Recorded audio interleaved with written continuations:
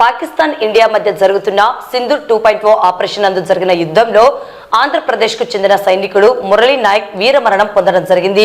ఈ మేరకు వీరుని చిత్రపటానికి మాదిగ స్టూడెంట్ ఫెడరేషన్ ఆంధ్రప్రదేశ్ రాష్ట్ర అధ్యక్షులు బాయికాటి బిరజ్జీ, బిఎంఎస్ మరియు రాజు సభ్యులు పూలు సమర్పించి కొవ్వొత్తులతో ఘనంగా నివాళులర్పించారు. ఈ కార్యక్రమంలో రాజు, ఎంఆర్పీఎస్ నంద్యాల టౌన్ నాయకులు కొమ్ము చంటి, విద్యార్థినులు పాల్గొనడం జరిగింది. మహిళల్ని అందరు తక్కువ చేసి చూస్తుంటారు, కానీ వీళ్ళు మాత్రం దేశం కోసం మేము ఉన్నామని ముందరకొచ్చి ఇద్దరు మహిళలు మన దేశం కోసం పోరాడు. ఒక మహిళగా పుట్టినందుకు నేను గౌరవంగా ఫీల్ అవుతున్నాను.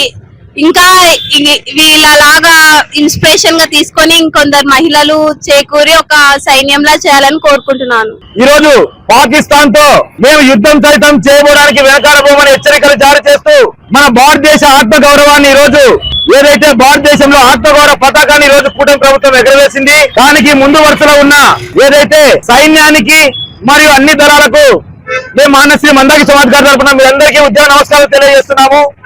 అలాగే ఈ రోజు ఇద్దరు మహిళా మనులు ఆపరేషన్ సింధూర్ పేరుతో మా భరతమాత బిడ్డలు ఎవరైతే మీరు సింధూరాన్ని తొలగించారో వాళ్ళ రక్తాన్ని కళ్ళ చూసి ఈ రోజు మా భారతదేశంలో ఒక సింధూర పతాకాన్ని ఎగరేసినారు.